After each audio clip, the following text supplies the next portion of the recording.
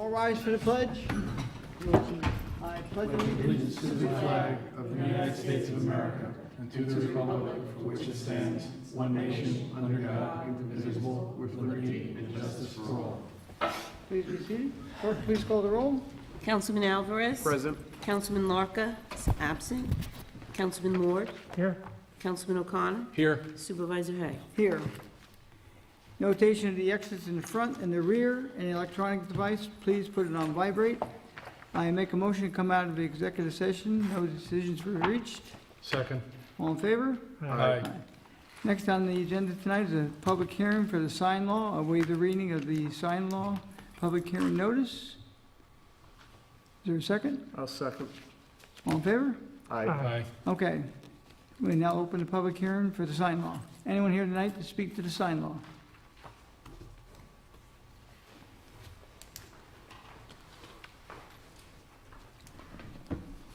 Good evening, I'm Kathy Croft, and I live in the town of Southeast. I had a question under the temporary signs.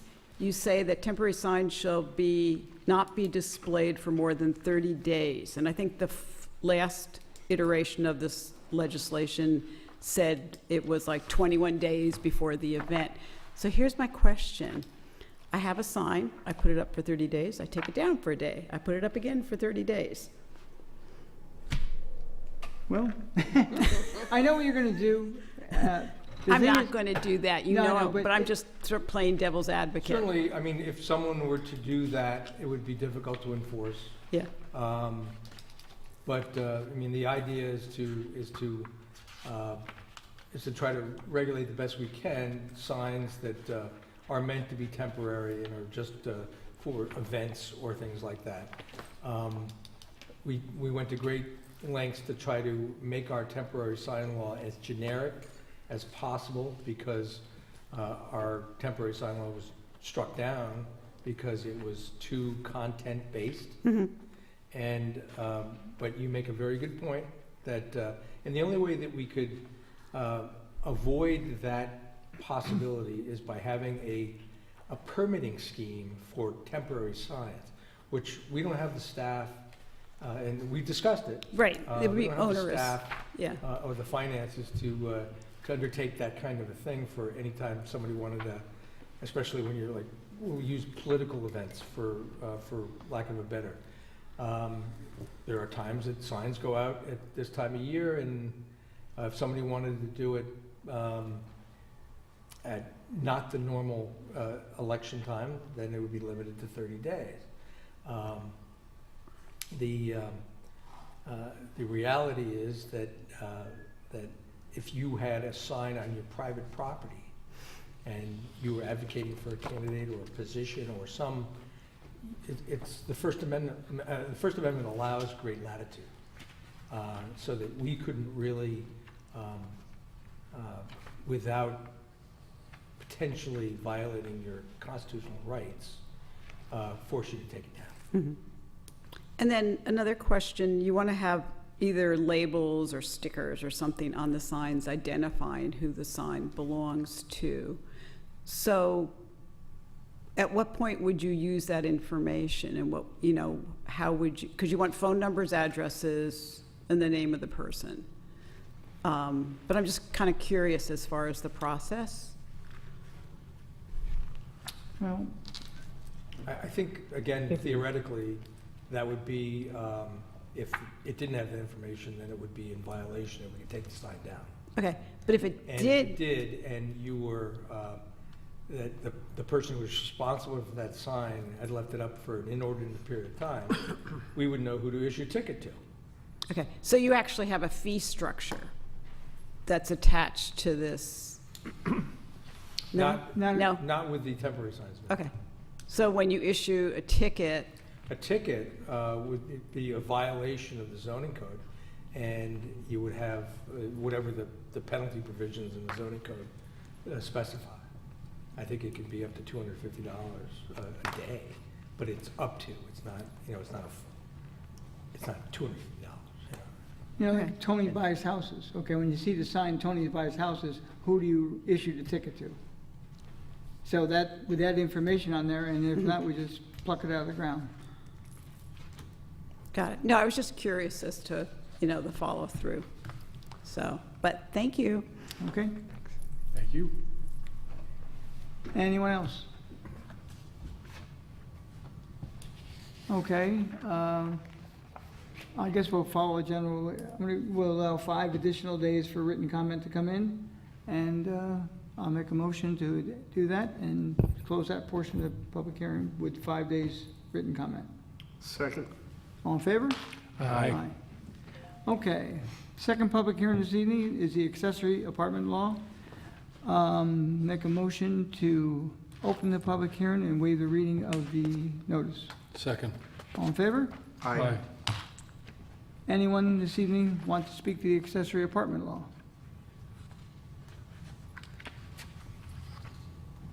Seeing none, we'll leave the public hearing open as well for 5 days for written comment and close this portion of the public hearing. Second. All in favor? Aye. Nothing on the work session this evening. And the regular portion of the meeting is a resolution to support a traffic study for a crosswalk at Route 312 and Brewster Hill Road, that's up by the school. Now therefore be resolved that the Town of Southeast Town Board hereby requests that New York State DOT conduct a feasibility study to install a crosswalk and curb landing for Brewster Central School District complex on Route 312 at the junctions of Farm to Market Road and Brewster Hill Road, and that such feasibility study findings be forwarded to the Putnam County Traffic Safety Board in the Town of Southeast upon its completion, and be further resolved that this resolution shall take effect immediately. So move for discussion. Second. Discussion. All in favor? Aye. Number 2, a resolution, Putnam County Sales Tax Share of the Growth Putnam Proposal.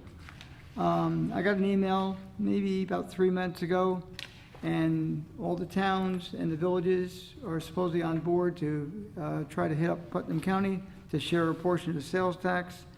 I know back in, around 2016 or even earlier, I put 3 proposals forward. They actually got traction, got a little bit more traction, and got it so it was veto-proof, but it never came to a vote somehow.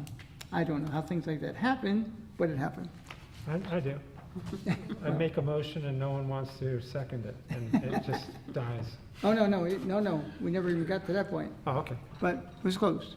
Okay, now therefore be resolved that governing board of the Town of Southeast does hereby endorse the share of the growth sales tax Putnam proposal as a common sense framework for Putnam County to share annual sales tax growth locally, with 50% of the annual growth in sales tax from the previous year retained by the county and 50% of the annual growth forward distributed to local municipalities based on population, and be further resolved that a copy of this resolution be forwarded to the Putnam County Legislature Audit and Administration Committee along with the other towns and villages resolutions forthwith. So move for discussion. Second. Second. Okay, again, I had tried on at least 3 occasions. I don't think, I know all the towns and villages are very interested in it. I know one thing, there was a farmland protection thing that came up long ago. Every town was against it and it passed the legislature, so maybe it will be reversed this time, but I doubt it. Yeah, I'm going to vote in favor of it, but for lack of a better word, I think it's just ceremonial. I have hope but no expectations that this is going to fly. Pretty sure it's not. We're sitting in the right seats for that decision. Anyone else? Yeah, I concur with my colleague there. We can basically ask, but it's not up to us. I'm not really sure how, if it were magically to happen, how that would get calculated based on how the taxes are collected, like what would actually be the share coming out, so. Well, my proposal, each time they came up with an excuse why they wouldn't do it, I countered with their suggestions, but it still didn't fly. So we all have the same expectations, but we will hopefully take a vote and see. Fingers crossed. Okay. Okay, roll call vote. Councilman Alvarez. Yes. Councilman Larka. Absent. Councilman Ward. Yes. Councilman O'Connor. Yes. Supervisor Hay. Yes. Okay, passes 4-0. Resolution Farm to Market Road subdivision bond reduction. Now therefore it be resolved that the bond amount for the following project is set as follows. Project name, Farm to Market Road subdivision. Present amount, $414,000. recommended to be reduced to $207,000. So moved for discussion. Second. Discussion. All in favor? Aye. Aye. Public comment.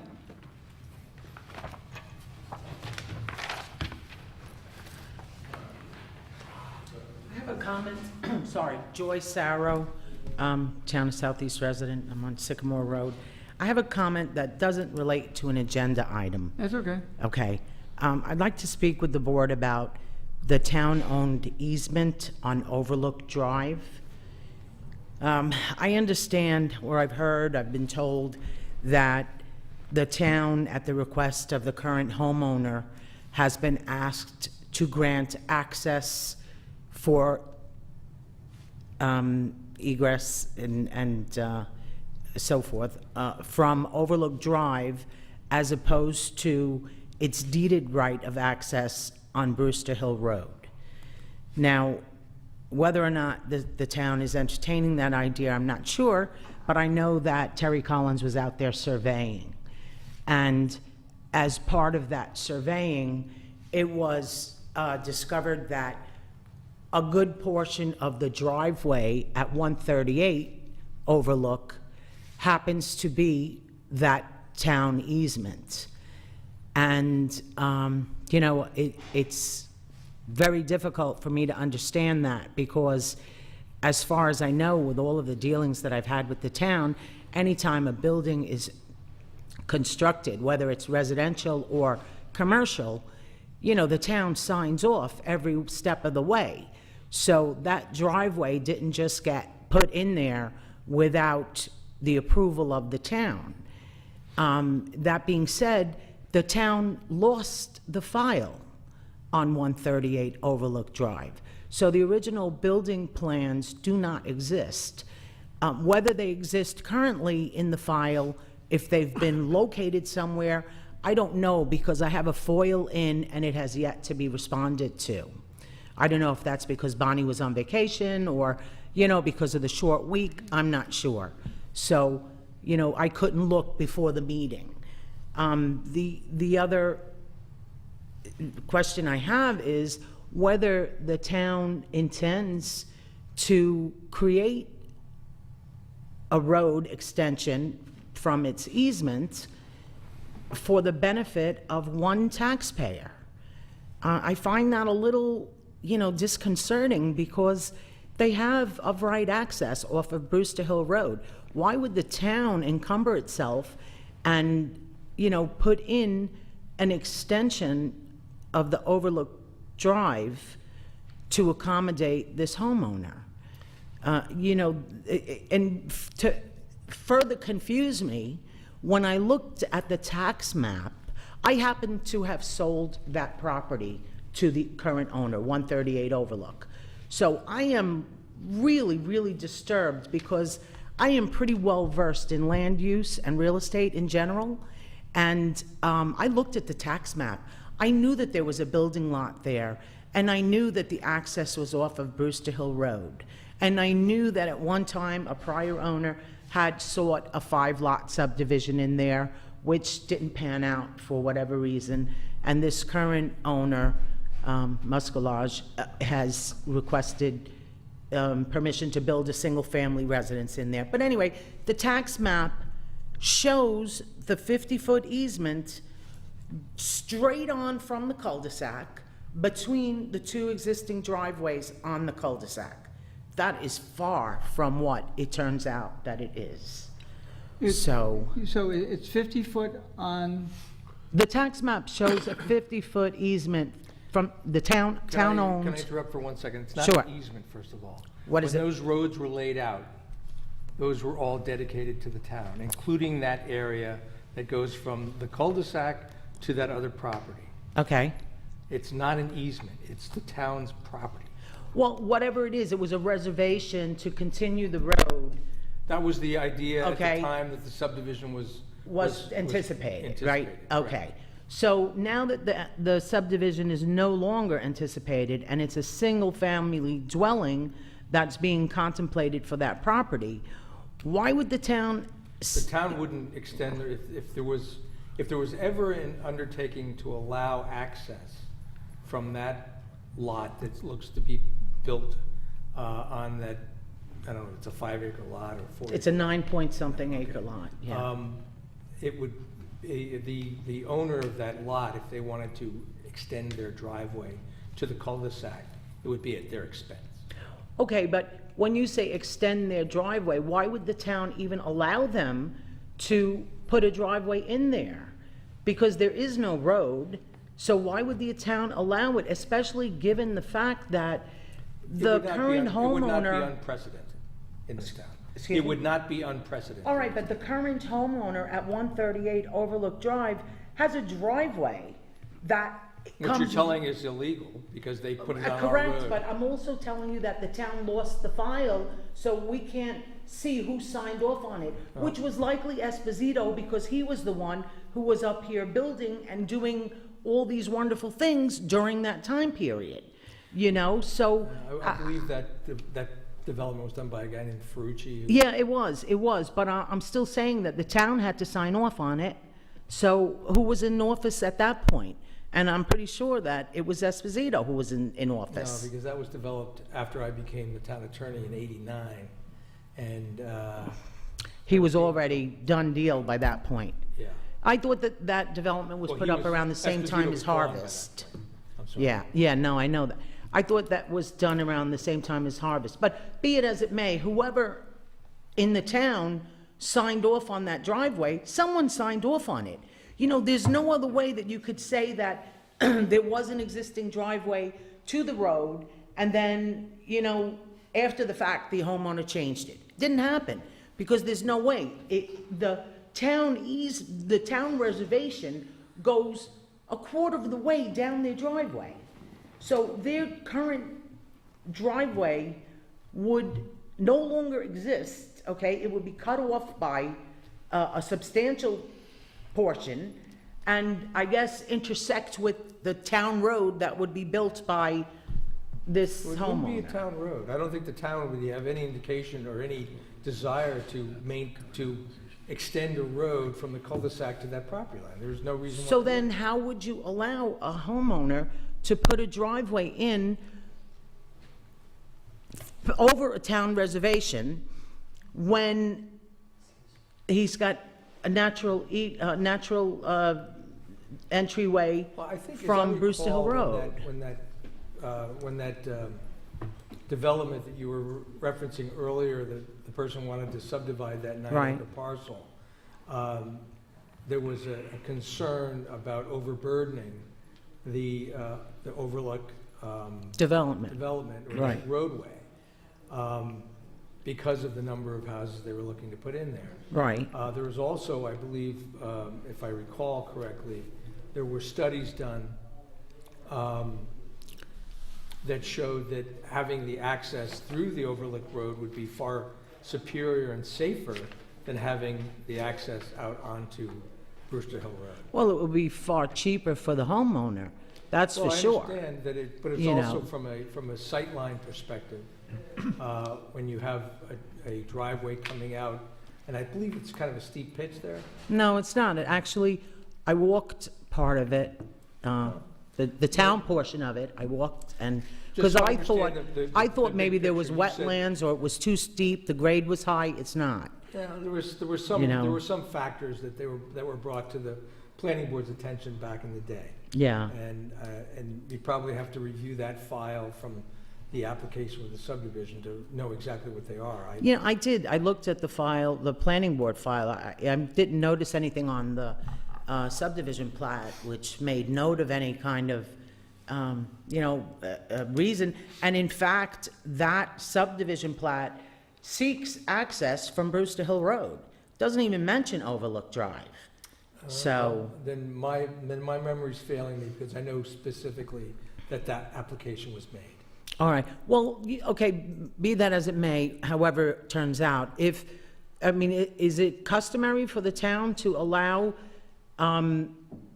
another taxpayer to have easement over their reservation at the expense of another taxpayer? How is it at the expense of another? Well, because obviously the town granted an easement or a right-of-way for 138. Well, they built it, was there an actual easement that was Well, I granted don't to, think that there 138? was, I don't think there was, but again, I can't say because the town lost the file. So there isn't anything Well, that if exists. there's an easement, it would be recorded. And Right, and it's not of record. That much I can tell you. If there was anything done, there is not anything of record. But I know when my client was contemplating the purchase of this property, 138 Overlook, you know, Are I you a did my real estate broker? research. Is that- Excuse me? Are you a real estate broker? Is I that- am. Okay. I did my research. I obtained the file from the town. At the time, COVID was still the rage, so Bonnie provided what I requested online. And as we approached our closing date, it was discovered that the file that was provided was not for the property. So then Bonnie looked for the file for 138 Overlook Drive, which I believe on the map is lot 16, and it didn't exist. They couldn't locate it. So everything in that file is gone. The homeowner from which we acquired title had to apply for a new CO through the town, which they did. And that's how we were able to close. But again, you know, it's just very upsetting to have a tax map which shows something that is so far from reality, and then again to find out that, you know, even though the homeowner was allowed to put their driveway there, When you say it was allowed, how did they apply for a permit to do that, or the well, town? they applied for a permit from the town when they built their house In 1975. in 19, whatever it was, yeah, It says way back. 75 on Realtor.com. Okay, whenever it was. But at that point, you know, the driveway was put in, the town signed off on it because the driveway exists, nothing's been changed. I mean, if you need substantiation of that from the prior homeowner, I'm sure that they would be happy to provide that, but Let me ask you another question, Sarah. How is this impairing or impacting the owner of 138? because the town will be giving someone else the right to access a quarter of their driveway. But it's not their driveway. But it is their driveway. If the town allowed them to put it there, then it most certainly is their But there's a driveway, 50-foot you know? strip. Yes. There's a And I 50-foot saw- I strip. looked at this, I looked at an aerial GIS, and it doesn't look like 138's driveway uses the entirety of the 50-foot strip. You know what? You're absolutely right. It looks that way. But if you go out and see Terry Collins field markings, you'll see that, you know, At whose request did she go out there and field mark it? I would imagine at the town's request. No. It wasn't at my client's request. We didn't. Maybe it was at the homeowner's request on The property owner? the property owner, but why they would do that, I don't know, unless they're working with the town to get a right-of-way over that town property to come out onto Overlook Drive. That's, you know, another matter all by itself. Well, I But, think that's probably what is going on here. Right. And again, I don't see that that is So it- obnoxious to anything, especially when you have a 50-foot strip of well, land. it's not obnoxious to you because it's not your property. You know, my clients bought a It's property. Not your property either. I understand that, but my clients, you know, I kind of take offense to that because when I represent someone as a Realtor, I do my homework. And for me to then have to tell my client, gee whiz, the town owns half your driveway is, you know, You not. don't haul your driveway if it's on the town property.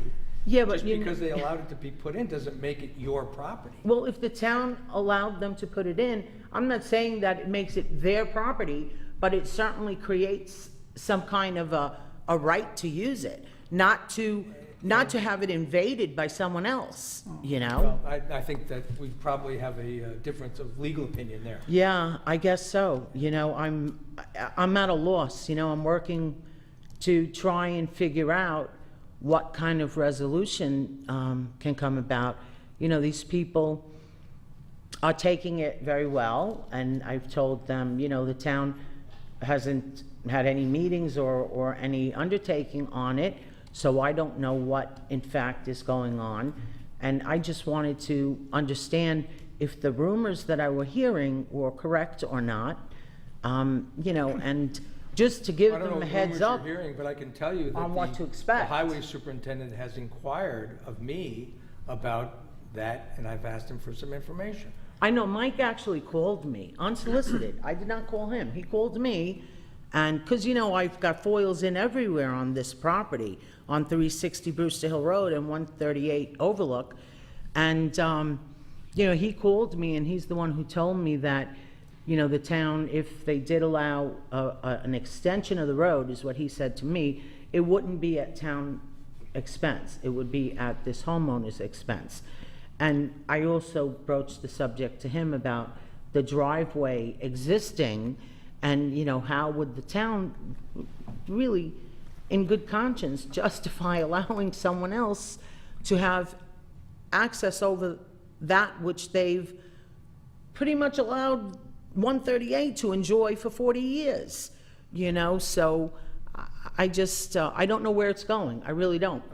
I think that the town will look at what's most equitable, and certainly you're not going to do anything to impair your client's use of that driveway.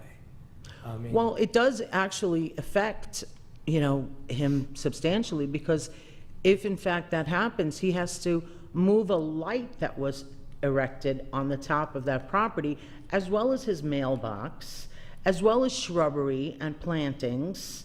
I mean, there's a lot of things that are in the way of what would be proposed as this, well, you we know. haven't seen what the proposal was yet.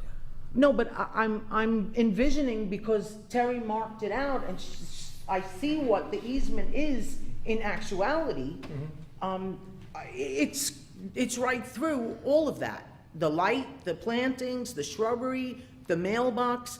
I mean, it takes up all of that and comes down a good portion, But if, you know. if part of your client's driveway is built on property that's not theirs, Right, I understand that. Then But what I'm saying is there's the no town reason, I mean- allowed it.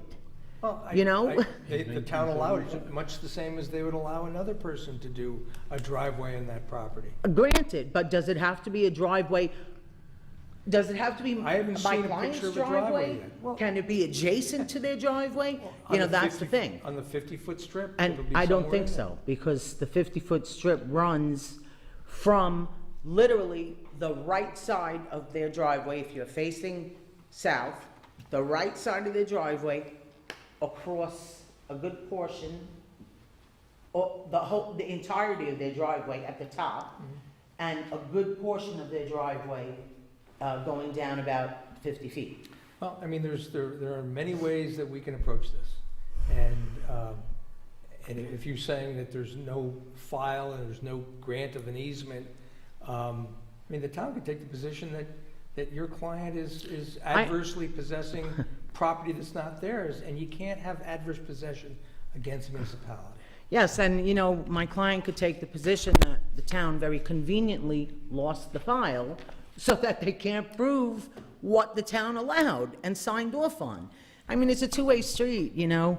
It's just, like I said, it's very disconcerting, especially with the tax map, which is the only public record that I can look at, which very definitely shows that Tax maps are reservation. not meant to be. I know that.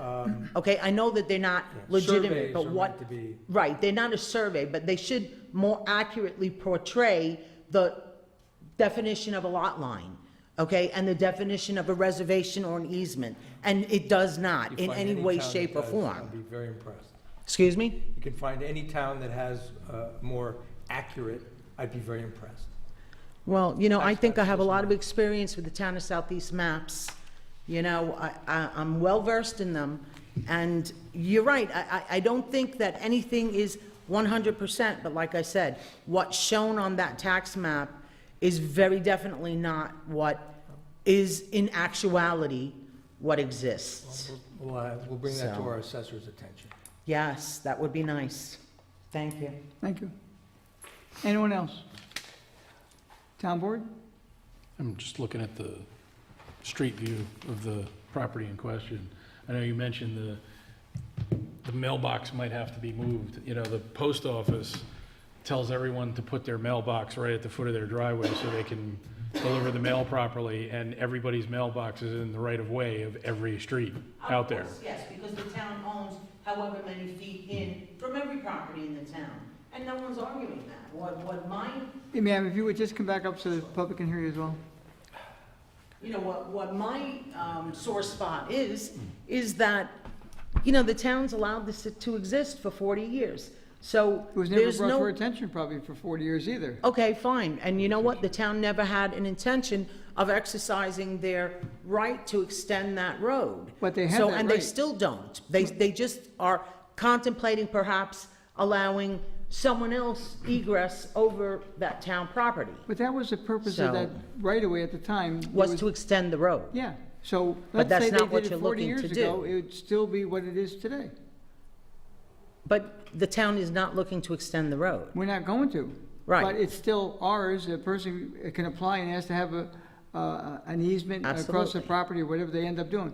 Absolutely. We have not, I have not seen here, I think they've gone to, they don't call them work sessions, but they call them, Staff. a staff meeting to discuss this, possibly.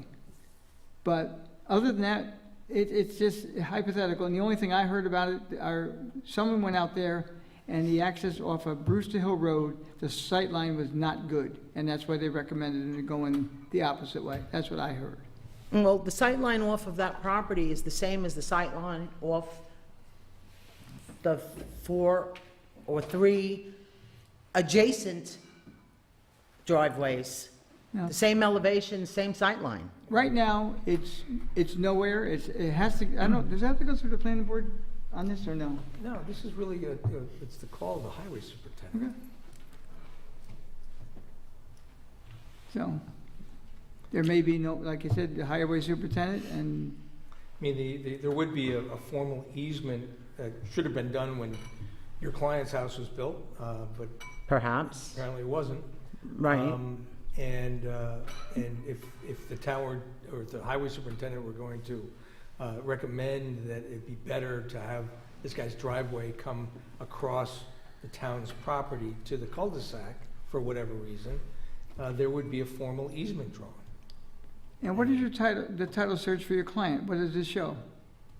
Doesn't show an easement. The title search picked up nothing. No. No. As a matter of fact, that was the first person I reached out to, was the attorney who represented my client, Who was? Jay Hogan, and asked him to, review the title work. But, look, no secret, I used to work for Hogan and Rossi, so I know that if Jay was doing that work, Jay looked at that file. Jay is a land use real estate attorney, and he would have looked. And he did look, and, nothing piqued anyone's interest. Did they have a survey of the property done? Not when my purchasers purchased, okay? But again, How Was about the there a previous survey? person? there was a survey picked up on title, but I don't think that it What shows. does that survey show? The survey does not show the driveway, which is the issue, because I'm not disputing the boundary lines of the property. Okay, the property lines are what they are. What I'm disputing is the fact that the town allowed the prior owner of 138 to put that driveway in, and that driveway has existed undisturbed for 40 years, and now the town is looking to basically take that away, I don't think anybody's gonna take anything away. I think you're jumping to conclusions. Well, no, well, not take it away, but picture this scenario. If the town allows the owner of 360 Brewster Hill Road to access that portion of the town reservation, then that becomes a common drive at that section, okay? And my clients didn't buy a property expecting to be tied into some kind of driveway maintenance agreement. So. Can they put their own driveway in? They can't. Okay, I mean, why? they really can't, because of the way the property, the topography of the property is such that it is really uphill on a big curve. And that's why they built Which is Just why the whatever. town probably allowed them to put their driveway in as they did. Okay, and without You know? documentation, we are only doing hypotheticals, so. I understand hypothetically, but you know what? We all know that in likelihood, that was the scenario that existed. Okay, it wasn't as if, you know, everything up here was done on a handshake and you know.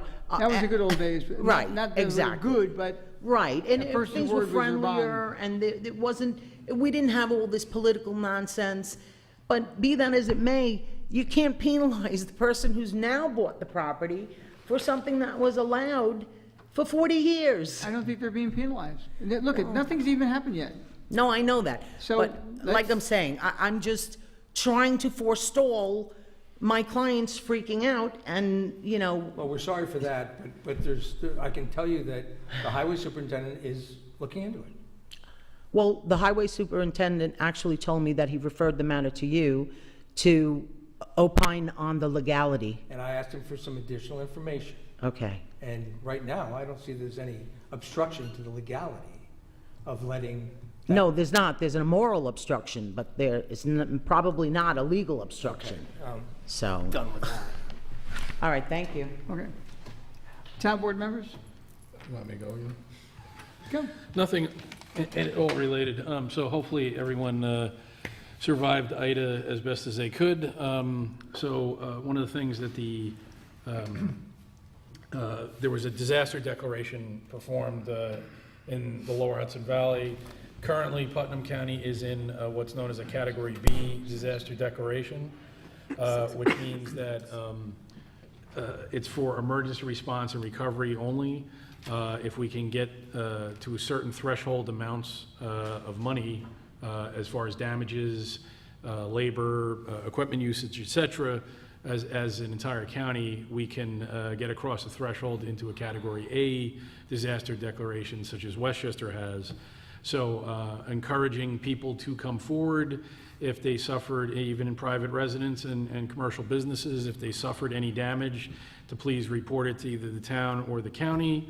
And as FEMA is looking to collect that data, and I know we had some issues. Holly Stream had a bridge washout on private property, and we're looking at that right now. I know a lot of houses received flooded basements. Fire department did pump outs. In fact, our Brewster Fire Department did get deployed down to Westchester to help out in the Mamaroneck area with boat rescues performed. So any damage that people have had, please call the town or the county and report it, because that data is being collected, and if we get across the threshold amounts in a Category A disaster declaration, both public assistance for damage and debris becomes available, and individual assistance and small business administration loans available to businesses would become available. So I encourage everybody to report that. So that's what I had for tonight. Thank you. Thanks. Anyone else? I do believe there's an event at the Elks at 6 o'clock for a memorial for 911 on Saturday. And anyone else? I'll entertain a motion. I'll make a motion, we close tonight's meeting. Is there a second? Who? Second. Okay, all in favor? Aye. Thank you all for coming.